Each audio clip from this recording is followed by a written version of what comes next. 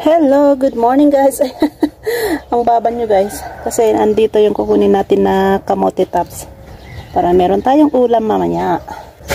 So, kasi ang liit ng space natin. So, talagang babawasan natin ito.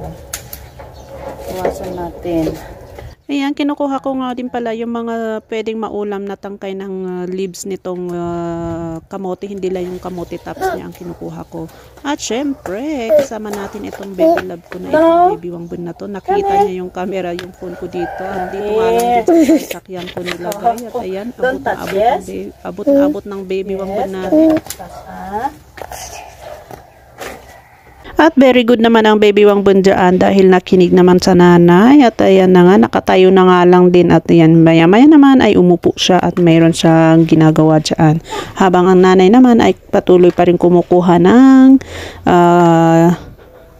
itong kamote tops na ito. Maliit nga lang din pala yung space namin dito sa my garage. At ayan nga, ang plano ko nga ay aayusin ko yung dito. Kasi ayan, kung makikita nyo, may mga sako-sako pa dyan ng grava at saka yung sand. So, may part dyan na kailangan kong isemento. So, aayusin natin lang. Pakita ko na lang sa inyo later pag natapos na. So, ayan, dahil medyo masikip nga din itong pinagtataniman ko dito sa may garage. So ayan na nga, siguro na anuhan si baby wangbon dyan, natagalan siguro sa akin, pero ayan na sa cellphone ko na naman siya diba, tingin-tingin pa yan, wapo-wapo yan pero ayan na nga, kahit sinabi kong don't touch, pero ayan, na-touch pa rin ng baby wangbon at ginulo at hindi ko siya napansin hanggang ngayon na nag-i-edit ako, tsaka ko lang napansin siya.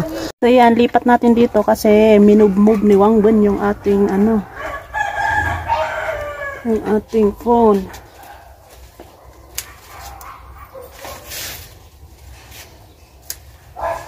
So, pag may tinanim ka, may aanahin. May aanihin ka. Ayan.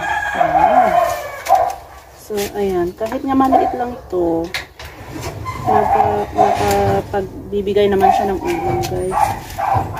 Kala nyo, dami kong manok dito. Hindi, sa kapitbahay namin yan. At saka yung mga aso din talaga. Wala ka din kaming aso dito, pero maraming ating aso yung mga kapitbahay namin.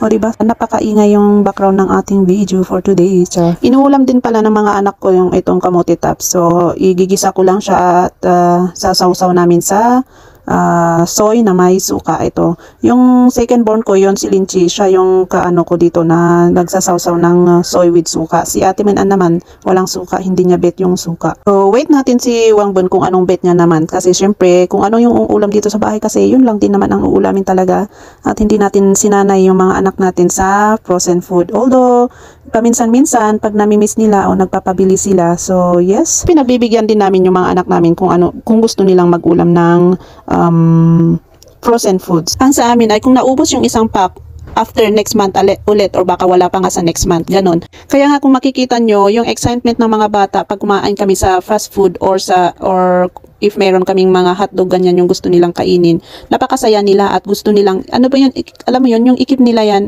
yung isa for next day, ganyan, para lang may maulam sila. Basta ang sa amin, pag naubos yung isang pack, okay na yun. Next again, medyo matagal-tagalan na naman tayo, hindi yung wala kaming pambili, pero ayaw lang namin sila na maano sila sa fast food or sa mga frozen food. So, ang ano namin is mas maganda pa rin yung lutong bahay. Again, guys, hindi ko po sinasabi to para gayahin nyo or palitan nyo or change yung routine nyo. Nasa inyo na po yan. Mayroon naman tayong choices kung ano po yung ano. Ang sa amin kasi, since nung nag-asawa kami ni Daddy Lin, ay pati din kasi ako ay nahawa na din ako sa gulay. Kasi si Daddy Lin talaga ay makagulay talaga siya. So, kung mapapansin nyo yung sa ref namin, kahit buksan nyo yung ref namin, punong-puno ng gulay ito. Kung meron man kaming meat, 1 kilo, 1 kilong meat na chicken breast, ayan, 1 week namin yon. Minsan pa nga hindi namin nauubos yon, yung 1 kilo na yon. Kasi talaga makagulay kami na nahawa na din kasi ako kay Daddy Lin na gulay-gulay. Ayan, kaya nakikita nyo yung mga anak ko ay naguulam sila ng kangkong, kamote tops, or yung mga simpleng ulam ba. At may kanya-kanya pa silang mga paboritong mga gulay. So, na-adapt din nila kung ano yung mga nauulam natin, na-adapt din ng mga anak natin. O diba, ang dami ko ng chinika guys. So, I hope na-understand nyo. O diba, na-understand nyo, naawatan nyo, dahil yung bagbagak. O diba, na tayo ay namumuhay lamang ng simple dito sa Northern Luzon, City of Pines. O yan, o, ang dami ko ng chinika. So, ayan, continuous na nga dito sa ating ginagawa. Ayan, tingnan nyo naman ang baby wangbon natin. O, pinakita ko yung bundle ng kinuha ko kanina. Ayan ang baby wangbon natin. Nagpapakita din siya ng hawak niya na leaves. O, diba? Ang galing ang baby. Sumusunod na daw. Tapos yung mga pinawas-bawas ko niyan, ginupit-kupit ko. Tapos, gugupitin ko siya. Tapos, ilalagay ko siya doon sa ano, parang fertilizer na doon sa isang basket doon. Na, tapos, tatakpan ko ulit siya ng soil. Lalagyan ko ng soil sa top. So, magiging fertilizer. Yan. Ayun, finally may bunga na din ang ating may nakita na akong bunga ng ating eggplant. Ayan. Kala ko walang pag-asa kasi ang tagal niyan eh. Ayun, may nakita na ako yan. Kita nyo guys, may maliit dyan.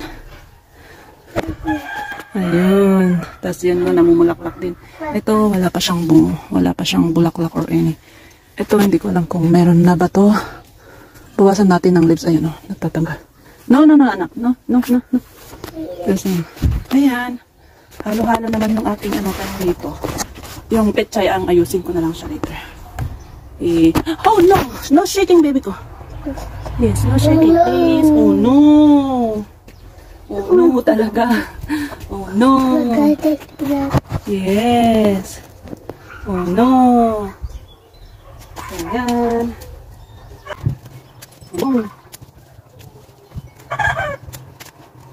Hanggang lamang dito. Salamat sa panonood. See you next vlog. Bye-bye.